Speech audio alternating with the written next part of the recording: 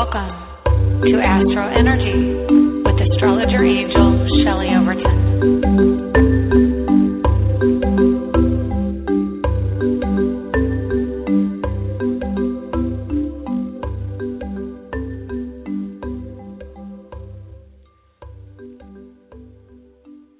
Hello and welcome to the AstroEnergy Show on Blog Talk Radio. My name is Shelley Overton and you are listening today on March 29th, 2016. It has just gone crazy this year. How did we get to the end of March? I mean, like, everybody says that, but seriously, I mean, what the heck happened to this year? Anyway, welcome to the show. Today we are going to be talking about Saturn, that wonderful planet that just went retrograde this week. And we are going to be looking over charts for people. And I'm going to be talking to you about what's going on in the sky. So also we have Mars going retrograde this week, I believe. Let me look here. On the 25th, which was last week. No, that was Saturn. Sorry, I'm looking at the wrong date. I take it back. It's April. Thank goodness. Because I'm telling you, it's about all I can do just to get through each of the different transits with the planets right now.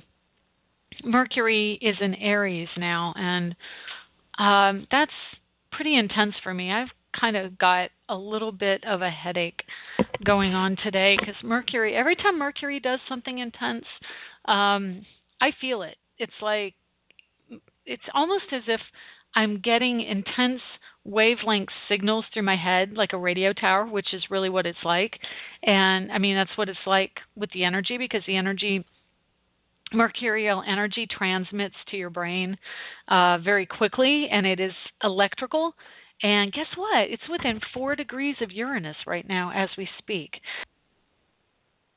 And that energy is really intense on my brain. Every time lately in the last year that there's a Mercury/Uranus shift, change, retrograde, direct motion, changing signs, I just get such an intense headache. And so that's kind of happening to me today.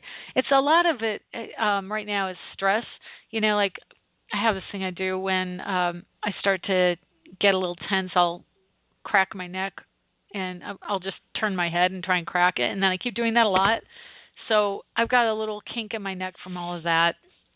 But definitely the electrical energy. And, you know, it's probably a low-grade migraine, but it's not so bad that I can't do the show. And a lot of times when I do the show, it goes away before the end because I put my attention somewhere else. So it's pretty good. Anyway, so that's that. And then, so Saturn went retrograde this week. And he went retrograde, well, actually in the last couple days. So on the 25th. I'm going to look it up here. I've got so many different ways of doing that. Let me see here. And we had Easter last weekend. And let's see, a whole bunch of stuff's going on. Okay, so Mercury went in, well, no, hang on. I'm just looking at all these different things in my calendar. So Jupiter was squaring Saturn on Wednesday. So today, that was a week ago. I'm not even on the right week. Oh, it's so sad. See, that's what happens when you're a little bit stressed out, which is what I am right now. Because I have like 1,000 different things I'm trying to get done. And it's one of those things where, like, you know, I'm working on editing videos. I want to get up my show on the podcast. I want to put it up for YouTube, which I do. I'm trying to do it every week, and I'm already 2 shows behind, and today I'll be 3 shows behind. So, you know, it's like I'm doing it, but I feel like I should be doing something else, even though what I'm doing is still valuable. So I don't know why I can't find Saturn here. Oh, there it is. Okay, March 25th, Friday at 6:01 a.m. It went retrograde. So it's just been retrograde, and so that's the bulk of what we're talking about today. But yeah, we've got a lot of things going on. And so what I wanted to talk about, because not only do we have this Egypt Air thing, and I don't know if it's still going on. I saw it this morning really quickly, and then I kind of tuned out because my daughter was waking up, and she doesn't like that kind of stuff, and I understand. I don't really, you know, it really is not the news anymore. It's just the blues, and I get tired of that. So I don't want to watch that. And so we watch YouTube in the morning, and that makes her happy, and that makes me happy. So this morning, though, briefly, I guess there was an Egypt Air hijacking. Had to do with someone's spouse, I think. And so that is kind of heralding in this Sagittarius retrograde energy. Now, today, Moon is at 16. As we speak, the Moon is at 16 degrees and 34 minutes of Sagittarius. Saturn is at 16 degrees and 23 minutes. So they're only 11 minutes of time away from each other, which is meaning they're practically at the same point in the sky. So the Moon, like, I guess you have to be in Australia to see it, because it's just coming up on the horizon on the other side of the world. It just went down here in eastern U.S., but so it's right there next to Saturn, and Mars is only 10 degrees off of Saturn because Mars is now at 6 degrees Sagittarius. So it goes 6 Sag, Mars, 16 Saturn, 16 Moon. So the Moon is very emotional. It has to do with moms. It has to do with nurturing, and it has to do with freedom from mothers. So yeah, it was funny because I know I'm very conversational today. We will get to readings and I'll get to the information. But this past weekend I wanted to get some senior photographs of my son because I had taken them in September and I wasn't pleased with them, and so I decided I was going to take some more. And I called my son to tell him. And I knew this, being an astrologer, I knew this was not a good thing. The day and actually moment I decided to call him, my son has a Chiron, I believe it's like 14-degree Chiron in Scorpio, and my moon is at 12 Scorpio. No, I take it back. His is at 13. His Chiron's at 13. My moon's at 12, and my Neptune's at 14. So my mother nature, my idealized view of commitment as being a mother, is in direct conflict with his Chiron, which is his woundedness. So I knew that that's a really testy area for his chart, yet I was driven compulsively and forgetfully of the astrology of the moment to call him and ask him to do another portrait, which of course he doesn't like to do. He's a teenage boy. He doesn't really want to sit and have his photo taken. So he really was not up for it, but said he would do it. And I knew after I hung up, I'm like, oh, this is horrible. And I really keyed into his energy, and I just felt it so strongly. So that's kind of what's going on right now with Moon conjunct Saturn retrograde and Mars coming up, only it's not as much the emotional moodiness of the Moon in Scorpio. It is taking action and feeling frustrated that you don't have freedom somehow, that you're not able to just be who you are and move on and do it without consequences. And Sagittarius, well, I say do it without consequences. There are consequences with Saturn and Sagittarius. Normally, it is an energy when the planets transit this part of the sky that is very free to do what it wants to do and is very much in the moment and moves on from thing to thing to thing.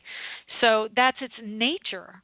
That's what it's meant to do. It's meant to just fly through that part of the sky and understand and learn about that kind of energy, because that's what astrology does. It teaches us about those different energies. And Sagittarius energy, non-judgmentally, it's just meant to be happy and bright and cheerful and optimistic, and not stop and think about all the details and the consequences that Capricorn does. Capricorn's a sign after Sagittarius. He's meant to be free and loving and embracing of understanding and spiritual and active. And Saturn wants him to come down to earth and see how his behavior is affecting others, how he needs to tighten up and take ownership of this behavior. And it's not really a comfortable energy for Saturn or Sagittarius, because they don't want to do what the other one does. They really want to be in their own space. So Saturn and Sagittarius is making the Sagittarians and people who have strong Sagittarius in their chart, including those born around 1956, 57, actually I think it's 57 through 59, those people have Saturn in Sagittarius, and so they're coming into their Saturn return or have been experiencing a Saturn return. And so they are going to the next phase, and also those born 28 years before them, so who are about around 28 years old right now, and I don't know the math on that, so I apologize. So it's coming up on, I think it's around 80, 87, 88, something like 89, somewhere in there. So anyway, so Saturn in Sagittarius is affecting all the things that Sagittarius affects. So it's affecting education, it's affecting spirituality, religion specifically, where spirituality is kind of a broad sense of the word, but definitely religion and religious figures. I wouldn't be surprised if we hear something in the next couple of days, especially when Mars goes into Sagittarius. And honestly, religious figures in the spotlight and aggression towards them is a very real threat right now. Mercury on Uranus, and that's also taking independent steps and breaking free and wanting that freedom. And they're in positive aspect, but the Aries energy, he's got, man, there's so much trine energy and fire right now. We have Sun at 9, Mercury at 15, and Uranus at 19, Aries, all trining Mars, Saturn, and Moon. So it's about male energy. And I know this was going to be a very big year, and still is a very big year, of feminine energy with Venus and Neptune in Pisces and Jupiter in Virgo. But right now, that energy is also getting an overlay of aggressive masculine energy. And so the Saturn retrograde means that there's a demarcation that happens when Saturn shifts, which was last weekend. So for a week on either side, you're going to feel that shift. As Mars comes into his retrograde, which again I said was April. Let's find out that date. I'm doing an eyeball on this, the 17th of April. So when he does his retrograde, he'll make it all the way to 8 degrees. So he's not going to actually touch Saturn just yet until he goes direct in August. But so August is man, I'm all over the place. Let me just try and focus on one thought at a time. I've got so much stuff I want to say. So Saturn retrograding means he's going back over the energy that he has just experienced for the last, I believe it's about 8 degrees. And so I'll just tell you here real quick. I'm a visual person, so I like my ephemeris, which shows me visually everything I need to see. So back to 9 degrees. And then, of course, Mars goes all the way back into Scorpio, and he goes direct in August. And Saturn, the second week of August, goes direct in Sagittarius. And Mars just gets back into Sagittarius on the 3rd of August, and he will be conjunct at the end of August. He'll be conjunct on the 23rd of August. So that's going to be probably another strong date just because everything goes forward. And right as that goes forward, Sun goes into Virgo, which is a working energy, and it's also a Mercury energy, which can be accidents. So mark your calendars for August 23rd because that's a really big shift of energy again coming up with the conjunction of Mars and Saturn in Sagittarius. And that's going to be at 9 degrees of Sagittarius. So right now with Mars within 3 degrees of that, and also the Sun just went to 9 degrees. That's the same degree that Mars is going to conjunct Saturn August 23rd. So we're going to definitely have this strong, aggressive outflow of energy that's going to happen then as well. So Saturn going retrograde, we're feeling it now. We'll probably feel it again when Mars goes retrograde in April. There's going to be that strong push that, I got to get something done, but now it's restriction with the retrograde. So Saturn retrograde, now he's moving towards Mars. The energy of the planets represent things. So wherever that falls in your chart, you're going to feel that shift. So Saturn going back over the territory, it's wanting the freedom, but now he's retrograde, which is interesting because for me, I find because his ruler is Jupiter, when Saturn retrogrades in Sagittarius, he actually acts more like Jupiter because Saturn is restrictive and wanting to control, but pulling away the energy of that, he balances it out, or he turns to the opposite type of energy, which is letting loose and not having that control. And in Sagittarius, of course, they're going to run with that. So there's kind of the sense of freedom, feeling like I can do whatever I want and going back towards the old behavior patterns. Now, while Saturn is in Sagittarius, his direct motion wants Sagittarius to shore up the structure. So that means stronger spirituality, stronger churches for the timeline, or owning those things that maybe, this is just an example. I don't even, I mean, an idea. I don't even have a concrete example of it. But say, because Sagittarius rules religious activities, you're going, okay, I don't want to go to that church anymore. I want to go to this church. But now Saturn retrogrades and you go back to the way you were. You go back to the way you felt about the old church. And so maybe you're like going, oh, okay, now I want to re-experience that. And then you remember some of those feelings you had towards the old way of thinking religiously. And when Saturn goes direct again, then that's going to be the time in August that you're like, okay, I remember why I didn't want this, and now he's going to go forward, and you're like, oh, okay, yeah, now my spirituality has changed, and I'm moving on to this new way of thinking, and maybe that entails at that time getting a new church, going to a new church. So, yeah, that energy is really wanting us to grow, and as he goes through a sign, he wants us to start facing some of those natures of that particular sign. And then when he retrogrades, he says, now you've got to go back over it and look at that. But you may, again, like I said, because Saturn, especially in Sagittarius, feels more like Jupiter, it's going to feel like there are no boundaries again. And for Sagittarius, that means that they're going to say what they will, which is a big hallmark of Sagittarius. You're just going to throw it out there like, hey, look, that's what it is. And that probably comes from being the second sign or the next sign after Scorpio, which finds all the ugly, and then Sagittarius says, oh, look, that's ugly, and there it is, and everyone's like, well, like I'm offended that you said it was ugly. So that can be a bit of a difficulty right now, but at the same time, it's also not having the boundaries within our own sense of self around morals, which, again, spirituality is kind of our compass for morals, or having that internal drive for good.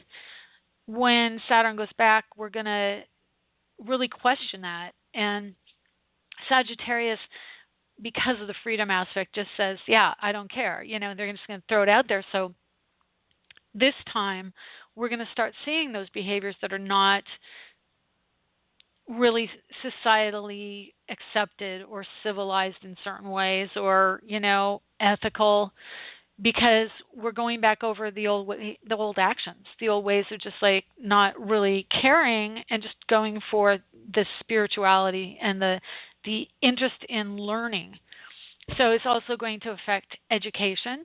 It's going to affect people who are in careers or in schools, so students.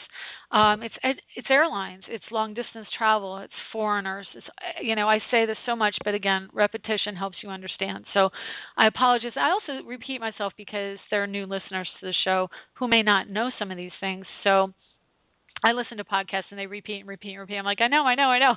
It gets frustrating after a while, but really, this is encapsulated, and what I do when I give a reading is I'll look at how the planets influence you in the house and in aspect to other planets and in aspect to transits. So it isn't like, oh yeah, now you've got education, but it's now you're on a spiritual path and you're growing and you're learning new things from other people, maybe people of other cultures. So that's kind of how you integrate this information into a reading a little bit. But, it's very multi-layered when I do a reading. So anyway, that's kind of a Saturn revisited in a nutshell. It means that we are going to be going back over this territory as far as having to experience some of these issues again. Mars is the aggression. Mars is terrorism, probably right now, foreign soil. And it's airline travel. So that is the Egypt Air situation today, completely Saturn retrograde, about to run headlong into Mars. So anyway, that kind of exemplifies that. I don't really know what else to say about those particular planets. So I'm going to go on. Venus 21 conjunct the South Node in Pisces. It is about feeling like you really want to be loved. I think this is kind of the reaction to what's going on with everything else politically.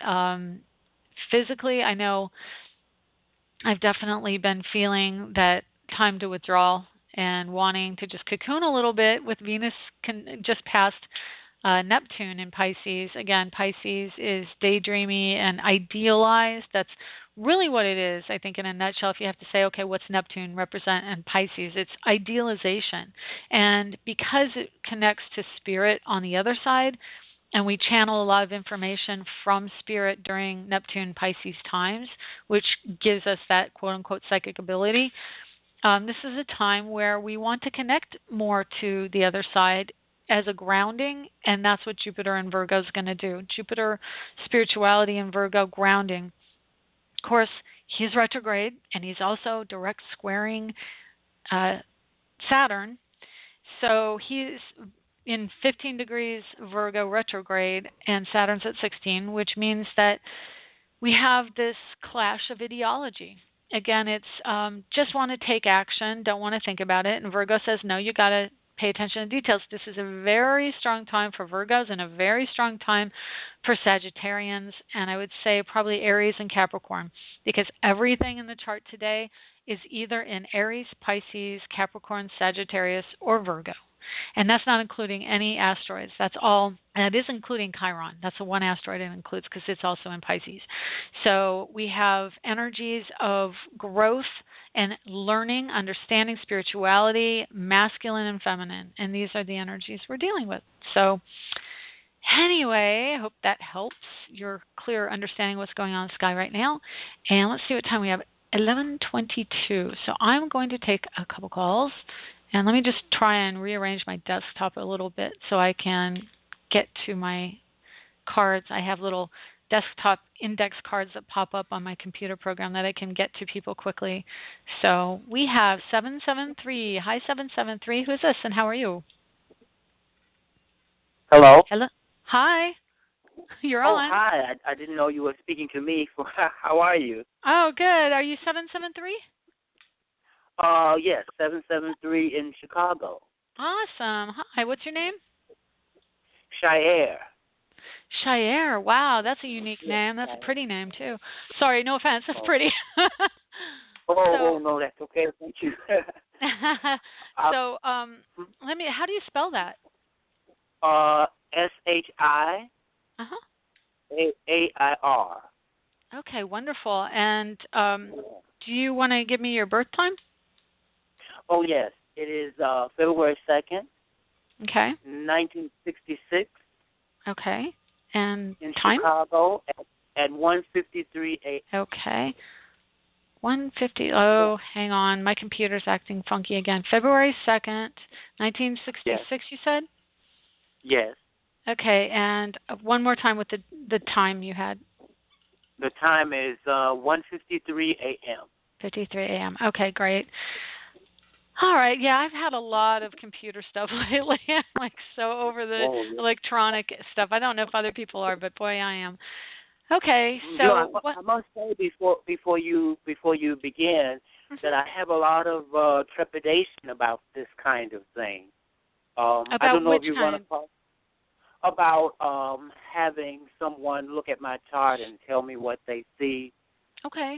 I guess because for a long time I have lived in such a way where I've thought that you know how sometimes you feel like you're not really living your own life, and yes. there are people who feel like they're pulled along a stream of life, and so sometimes one may feel that let's say you're living a life where you're going to be very poor, and you may think to yourself, oh, I'm going to do something and change my circumstances and I won't be poor. But then a person may look at your chart and say, no, I see from reading this you're pretty much going to be poor all your life. You see what I mean? It's just a kind of a scary thing because... Yeah. Well, that's you not don't know if how you don't know. I'm sorry. I was going to say that's not you how I don't know read if you're. charts. I Oh no. definitely no, I definitely put a premium on looking to the positive and how the growth will help you in your life and when you can finish a cycle or look to see things coming your way that are positive. I can see difficulties in charts, but ultimately the difficulty is connected to a growth cycle, and definitely when something happens negative, it's mostly because our belief system says that either that we think it should be negative or that we're resisting the change that can help us. So I definitely Yeah. don't see life and using astrology to do readings as something that is like you're stuck in something forever. It would be really difficult. I really have not seen many charts. I can't even think of any where it says, "Oh no, this is the way you're going to be your whole life." People change because the planets go around the sun. Things move and shift. There's never just a finite way, as far as I'm concerned. There could be a rare astrological experience where off the top of my head, the only thing I could think of would be Saturn retrograding over Pluto, and by progression, it never gets going forward and only retrogrades, which would be a very difficult time of constant change and upheaval. But and I definitely believe, as an astrologer, and personally I'm a Buddhist, that we do come into this world to grow and experience what we have as our circumstances in this life. And I think that probably addresses a lot of people, like, why do bad things happen to good people? Because I think Yeah. that on another level, on a spiritual higher level, before we came into this world, we knew some of the themes we would experience. And as we're living them from this realm down in the dirt, it's like, this isn't fun. I don't want to do this. Why would I do this? Because I believe on the other side of life, on the spiritual side, before or after death, that we really recognize the benefit to our soul and to who we are after we pass away. So, yes, you may have difficult circumstances, but I definitely see them, especially as a Buddhist. I see them as all fodder for our growth and for expansion of our world. And you take it how you will, but it doesn't have to be always negative. Oh, right. I understand what you mean. I guess what Okay. I guess even within that idea, I feel like I think along the lines of the Eastern teaching as well, that we probably don't live one lifetime because there's so much to learn and discover, and how Right. could you get it all in one experience? But Exactly. it might be a case of you're going to have a difficult time. One may have a difficult time in this time, and you don't get to press the button and get a do-over. And like Right. playing a video game, and Mhm. you lose one man and you lose the second one. By the time you lose that third one, you have to start over again. But I probably won't get to do that in this life in terms of being this personality. But I won't keep you. I just wanted to say that I have lived alone a while now, pretty much isolated.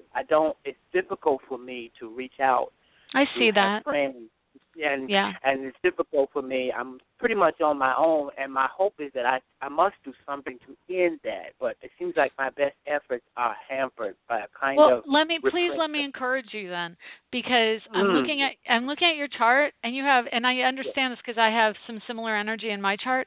You have a Scorpio rising, and Scorpio is learning about death and rebirth. You have Scorpio in the 12th house, again, very deeply emotional and deeply connected to people, like so intuitive. You have Neptune in there at 22 in Scorpio.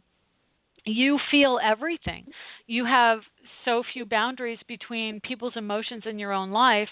And then to top that up, you have Mars in Pisces and you have Saturn in Pisces, which are the way you take action is going within.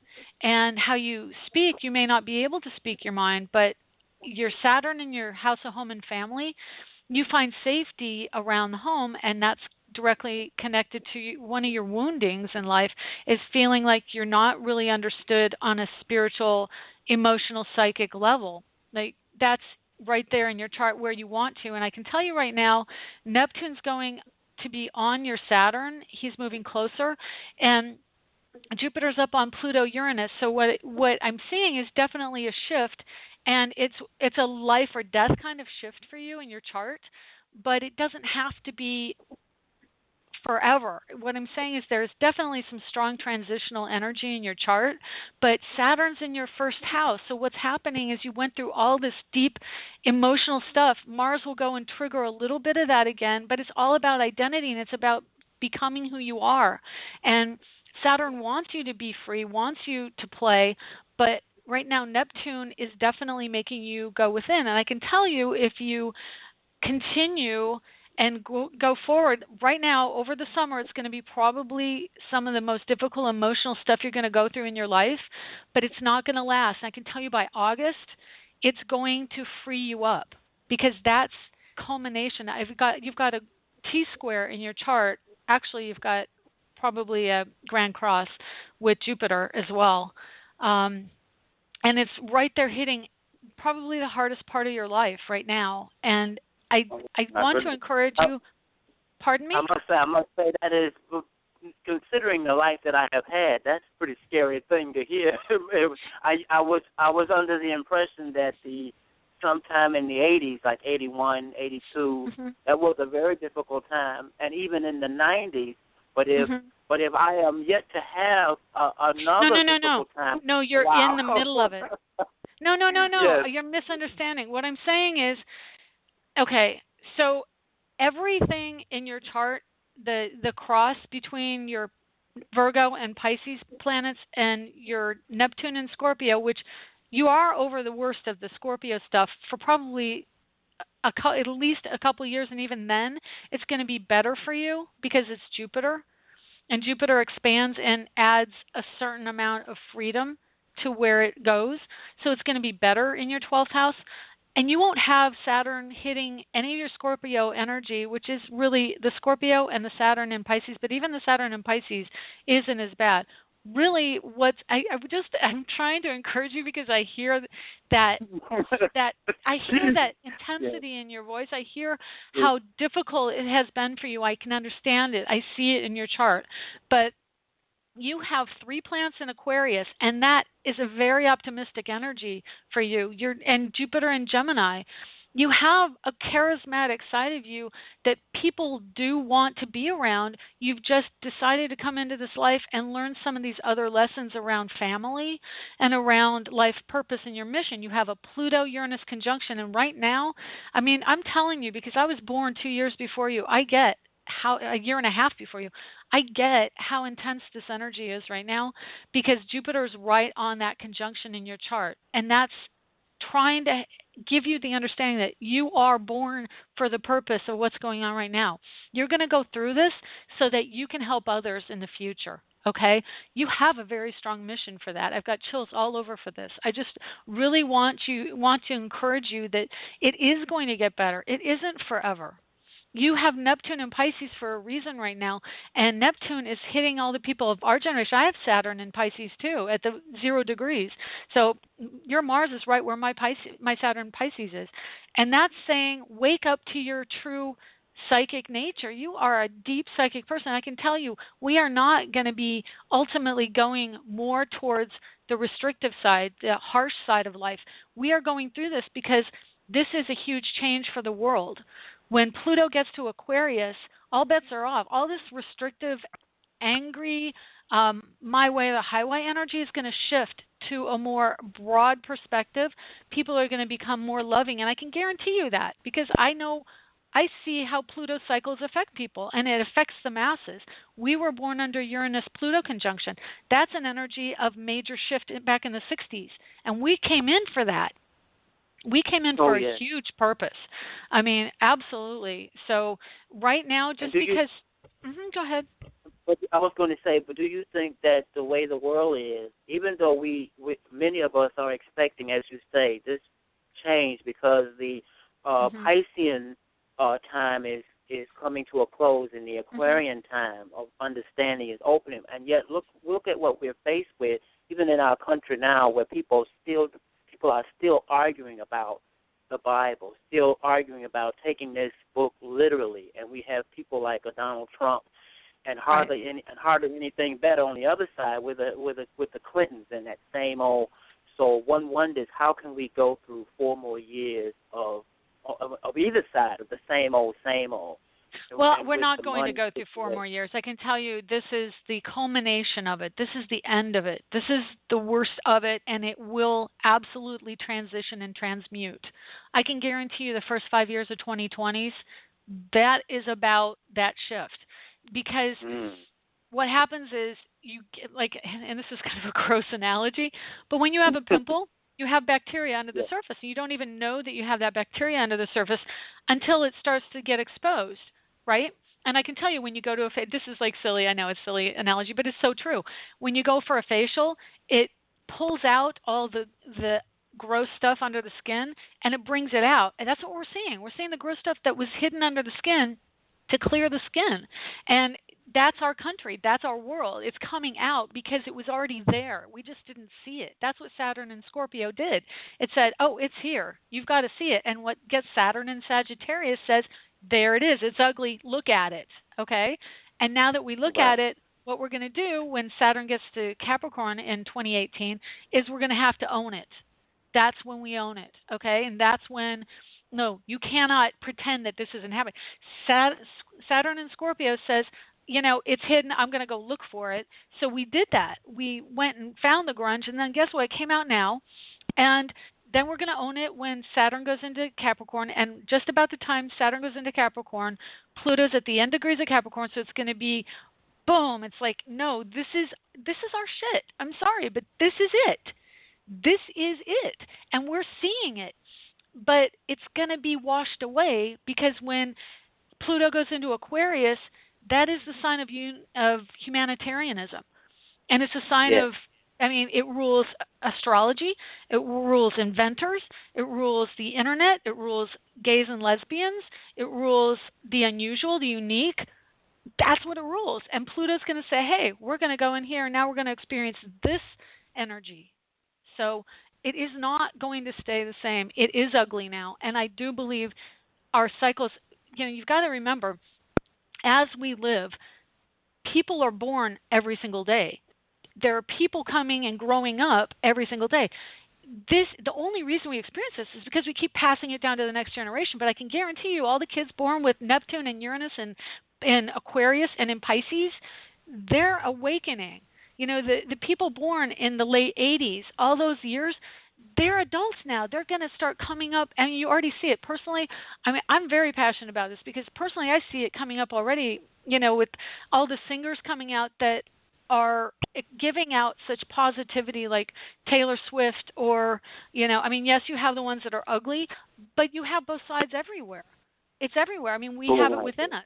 You know, they're showing that there's more to this world. And I watch a lot of YouTube with my daughter, and I just see how pure these people are. Like, okay, another one, Troye Sivan. I don't know if you've heard of him. He just started flying up above the radar for me about a week or two ago.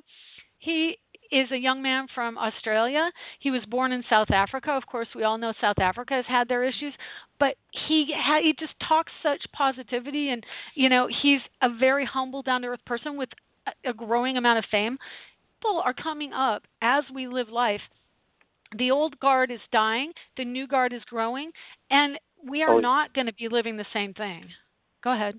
Well, I guess my thinking is that I hope these people don't put us in a nuclear disaster or destroy us with war. And what will happen is that whatever is left, as you say, there are these positive people. One hopes that what our mission won't be that we will be in these little camps of destitution after the idiots or after the monsters get through destroying. You understand what I'm saying? Because of course there is a change coming, but the idea of my thinking is that in order for it to happen, the unfortunate thing is a lot of times when you're trying to shake somebody awake, if they won't wake up, you have to shake them even harder. And my hope is that the world itself won't have to be shooken away. Does that make sense? If I'm shaking your hand and you kind of ignore that I'm shaking your hand, but if I squeeze your hand, then you realize, then you pay attention.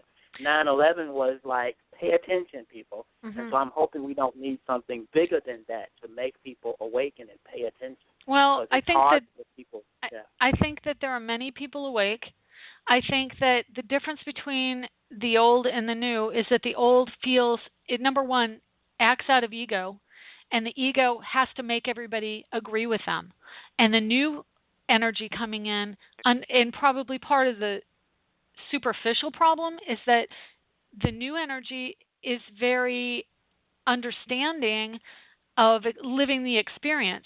So they aren't, I think the Pisces Aquarius energy is much more laid back with things, and it's like, okay, you do you and I'll do me. So they aren't as inclined to be politically active as the old guard. So when you have all the old guard saying, "Oh, I'm going to control you," I don't like see, all these new people coming in, and our generation, we were born with Pluto conjunct Uranus. I know that I have a very passionate attitude towards politics and humanitarianism and equality, and freedom. A lot about freedom, like, don't tell me what to do because you think it's right. I'm going to make my own choices. And the Aquarian energy is probably a little bit more inclined towards passion. The generation right after, which is just after the millennium turned, are the Pisces generation, Neptune and Uranus and Pisces. So they're probably going to be more like, no, I love everybody. I'm just going to love. I'm going to sit over here and love. And they came in to show us all the love. The Neptune and Uranus and Aquarius generation came in for the change. They love change. They want to change, and they are detached from other people so that they can change. So it's not as easily, they're not swayed by the emotionalism of people the way water signs are, people with strong water signs in their chart. They can be very detached. They're about the ideas, and they channel the information very purely in mental energy. So I absolutely do not have the view of apocalyptic thinking, because I also believe in infinite realities, and I believe that there are infinite Earths that are coexisting. And yes, there is an apocalyptic future for one version of Earth, but there are infinite versions of Earth. So it's what we choose to make of our existence, and we resonate to the reality that we want to experience. And I don't want to experience that, and I'm not going to. So I don't agree to exactly one. What you mean. Mm-hmm. Well, there is no just one. I was just going to say, I understand what you mean, and I would rather be on that Earth where we don't have to face that apocalyptic. Okay, but who's then to say, you know how you do. Which one I'm on? You're in the one that you create, and that's the bottom line. Their cause and effect is absolute. You create the cause, and through the thought and the belief, you resonate to that thought and belief. So the way you change is not to buy into someone else's belief of the ultimate outcome, to believe in your reality. And you know what? You're not going to get there by following other people who are going down that negative path. You're going to get there by following your positive path. And that's the only way to get there. So if you want to be on the Earth that is supportive of you and embraces people of color and people of different sexual beliefs and people of artistic natures and people who are astrologers, then you go to that, because the more you focus on it, the more it will expand. If you focus on the negative, that's going to expand. So focus on the positive. Indeed, I understand you. I just wanted, and when we first began, when I was speaking earlier about that, being in a feeling like one is on a stream, I have always wanted to be not so much an outsider, and yet feeling like, who knows, maybe this was my destiny to be just as I am. And so that idea of let this cup pass, but not my will be done, you understand me? That whole concept of maybe you have to live this way, and who can say? That's what I'm saying. Now people will say to me, oh, but it is your own will, it is your own energy that will make it so. And what I'm saying is, I have been so long repressed that that Piscean, that Mars and Pisces, and my whole family seems to be, my mother's a Pisces, and we seem to be under her Piscean energy. All six of us, for some strange reason, we seem to be like number 4s on the Enneagram, kind of romantic. Well, I can tell you, when 5 years, when Pluto hits Yes. Aquarius, man, you are going to make a huge shift in your life. And Mm. you've got a lot of things to learn between now and then, and I would highly recommend you pay attention to your healing nature because you're here for alternative healing. You have Pluto, Uranus in your house of career with Jupiter right there. Jupiter retrograde, he goes direct May 9th. That's going to be huge for you. Your shift is coming, okay? You're going to get into something healing, and it's coming. And then you've got all the Aquarian energy of the next decade, the first 5 years of the next decade, is going to resonate to you. You have a major passion and a major purpose. I want you to know that. And you know what? If you feel it's time to break free, I completely understand. I have a 0-degree Scorpio in the first house, and I have Saturn in, oh gosh, I want to say it's the fifth house. Yeah, it's at the end degrees of the fifth house, fourth house, fourth, just like you. So I get that, how your mom has that power over you. I get it. And you're going to break free of it, though. And you've got a very strong purpose in this life, and you're going to express it. I guarantee you. Okay? Your Saturn in Pisces is universal love and teaching people. You're going to nurture people because you've experienced the pain, and that's your Chiron in your fourth house of mom and family. Is you weren't really embraced the way you needed to be. It'll get better, but I do have to move on. Oh yes. So, all right. Thank you yeah, so much. Yeah, I hope you just focus on the positive, and I know it's difficult because you're looking at the negative, so you think that you can somehow change it. The way you're going to change it is by focusing on your positivity, not by focusing on someone else's negativity. Okay? Oh yes. Yes. So All right. Thank you so much. Send you good wishes and take care. Okay? All right. Thank you, Shelley. You're Thank you. welcome. Bye-bye. Bye. Okay, I'm going to take a quick break to get a sip of water, and we'll be back in a minute. In these days of stress, running around, responsibilities, we all need a little place to go to make it all better. Is that place sports, football, or maybe you like to garden, paint, or just listen to music? Wherever your happy place is, you can find a shirt or mug to reflect that happy place. At myhappyplace.rocks, we have a variety of lifestyle products, including iPhone cases, pajamas, and pet items, all with beautiful, colorful designs, which help us go to our happy place.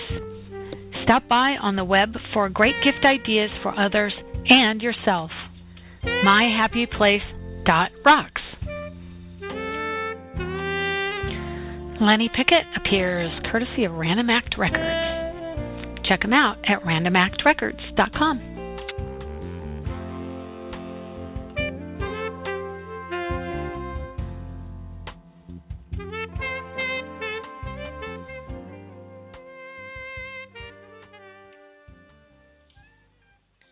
And welcome back. You are listening to the AstroEnergy Show on Blog Talk Radio. My name is Shelley Overton. I'm an intuitive astrologer in Orlando, Florida. And if you have any interest in getting a reading from me, which I would love to do for you, you can find those readings under the Readings tab at astrologerangel.com. I also do blogging, and I'm going to be getting into a few other things, so please stop by astrologerangel.com and see what's going on.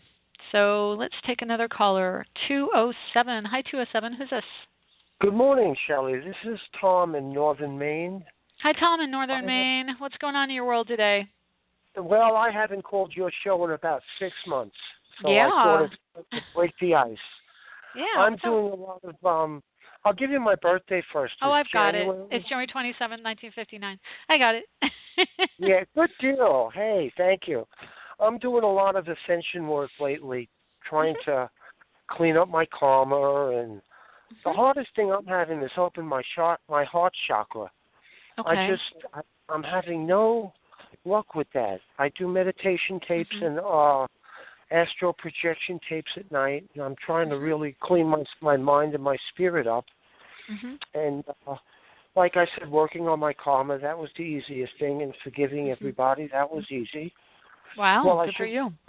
It wasn't easy. It came naturally to me. Being sweet. A humanitarian, you know. Yeah. Just, but I'm worried about my heart chakra. I need little breadcrumbs thrown at me here. Okay. So what are your problems with your heart chakra? That's the Leo area of the chart, which is your home and family. Right. Well, I have none. I have a home, but my family separated from. Okay. Well, let's see. You've got Uranus exactly trining natal Uranus. And so that means, and not only that, you've got 14-degree Uranus in Leo. So there's a lot of energy with the Saturn at 16. So you've got a trine to that. I do see that there's an energy of play going on for your partnering. But the thing is, you have Sagittarius in the house of partnership, which again wants to be on the go, doesn't want to stop long enough to really engage, and its ruling planet is in Scorpio right at the end degrees. So part of coming into this life is to learn how to play, especially Uranus in the home and family. So you've got I forgot how to play. I know, because I'm looking at your Pluto moon both in Virgo, and you have Virgo ruling the house of play. Jupiter is there right now. What's going to help you is the end of this year when Jupiter goes into Libra, it'll be about playing with others. And right now Jupiter in Virgo is playing alone or really working alone. And, for Virgo, work is play. The Virgo energy, you have moon at 13 right. Virgo in that house. So you see doing the tasks of a job, and also, and let me just say this: I don't know how long have you been divorced? Were you married? Yes, I okay. have. I was married. Yes. Yeah. So what happened is you had, and I don't know when that ended, but I'm guessing something definitely hit it around 2007, 2008, when Saturn went into Virgo. Is that true? Yes. Okay, because Saturn hit your Pluto, and it was like, this isn't working. And that's part of the energy. You've got Uranus and Pluto in your house of home and family. Your Uranus is in Leo, and so that's the play energy, but it's retrograde and it's detached. So there's something about a detachment to children within the family, or not really engaging. Yeah, and then you have Pluto in Virgo, which is the loner. And you have Moon in Virgo.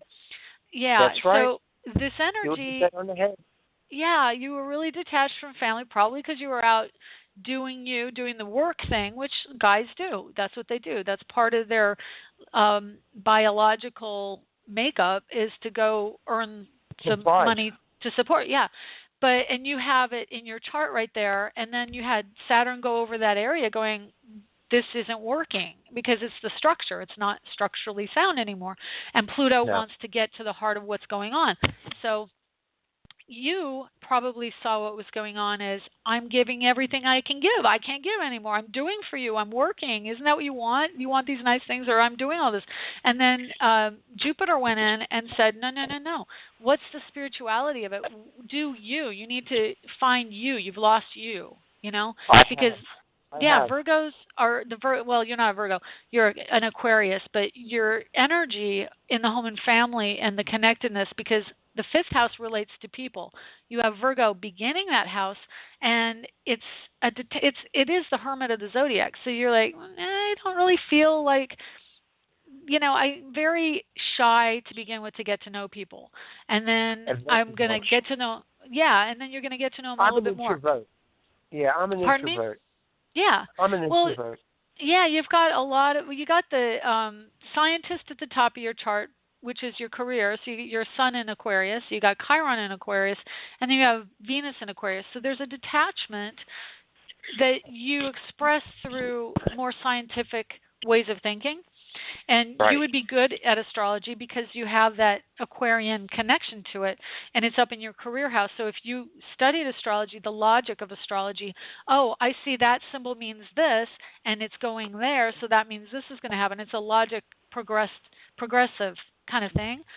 That would resonate to you for a career on some level, and then the logic of it. That's what I'm saying, because you have a lot of logic going on in your chart. You've got 2 planets in Virgo, a North Node in Libra, which is an air sign, so it's ruled by thought. You have 2 planets in Scorpio, which is research, so that's more thought. pragmatism of Saturn in Capricorn, Mercury in Capricorn, so your thoughts are very practical. And then you have the scientist of Sun and Venus up there in your career house, and your Mars is in practical Taurus. So you've got a lot of the material side of life and quite a big punch of the water side with Neptune and Jupiter and Scorpio. So you are a deep feeler, and you're a practical person, and you're a thinker. Your energy. Yeah, but I can tell you, Jupiter retrograde and probably Mars retrograde, those two over the summer, and I keep telling people I'm broken record, but over the summer, that's the hardest part this year. And it's really wrapping up the old emotional story and moving on to the next playful side of your life. By the end of this year, you're going to be much more into the playful. Saturn will be direct in Sagittarius, and he'll be going great until he retrogrades next year, which you'll learn a few more things about. Let me see. I just got to think about Sagittarius, Aries. No, wait a minute. I'm just trying to give you a little bit more fleshed out energy for this. So I'm looking at my signs, and he'll be into the Leo side of things next year when he retrogrades. So next year is a much more playful year for you, and it's about connecting to another person, to a partner. Yeah, Jupiter, he'll go into Libra on September 9th. And then when he gets into Libra, it's in your house of romance, creativity, and children, and it's in the sign of Libra, which is partner and marriage. So you're going to have some of that stronger marriage partner energy coming in for you. And then Saturn, once he goes direct later on this year, he'll be going direct at the end of your marriage partnership house, going into commitment, but he's in Sagittarius, which is travel and play. And so definitely both Jupiter and Saturn will have this window of playfulness coming. And then a lot of the Aries energy right now is saying, pay attention. This is your child coming out wanting some much needed attention. And for you, what you do best is invent. So you need to go and do your science side and do some inventing. Go think about that. And then maybe get out into the world come the fall, because that's going to be a stronger time for you. Sun will be going through Virgo, so you are going to be feeling some of the Virgo energy, but it will be going right into Libra in October, and by then Jupiter will be right there with it. And Sun-Jupiter conjunction in your fifth house of romance and play, absolutely you're going to have some fun play times coming for you. Your heart is going to open wide this fall, okay? Well, speaking about my heart, if we could for a moment.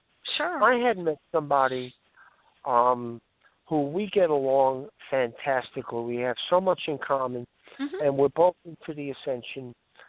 She says we're soulmates. Can you look into her date? Sure. I've got a couple minutes to do that. So let me hang on one second, and I'll get some information. I don't have her time now. Okay, just give me her birthday. Okay, her birthday is July 31st, 63. 63. Okay. Yeah, and you don't have the time, so we'll do sunrise. Where at? No. Do you know where she was born? She was born in Long Island. Okay.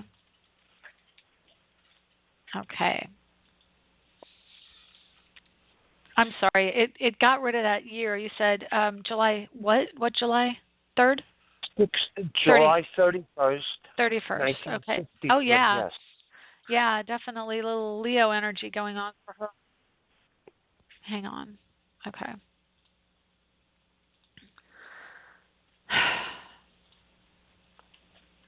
Okay, one more time. My computer program. 1963. There we go. Okay, now I'm going to save it before it disappears. Okay. Let's see what we have. Okay, so she's got 2 planets in Leo, which, again, is that playfulness. She's got Mars in Libra, which looks really good for you come the fall. Absolutely. Hang on one second. Let me put your 2 charts together, and we'll see what the 2 of you look like together. Okay, I've got about 1 minute before the end of the show. Yeah, it's a major life change. She's got her Pluto right on your moon, within a couple degrees in the house of romance, and then her Mars is also there. So the only caution I would have is her Vesta is in Libra, so she could be a little bit stronger personality, maybe a little harsh at times. Yeah. Yes, she can. Yes, she can. But That's yeah, okay. her moon is in marriage and partnership. She's got the playful energy. Her Saturn's up there on your Venus. Absolutely, I see a really strong connection. Her Jupiter's in your 12th house. It looks wonderful.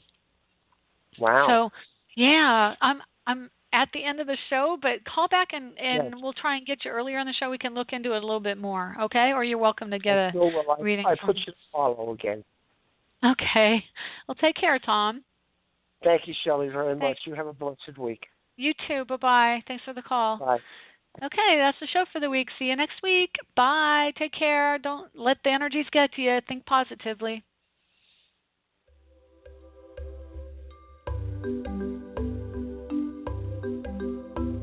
Thanks for stopping by AstroEnergy this week.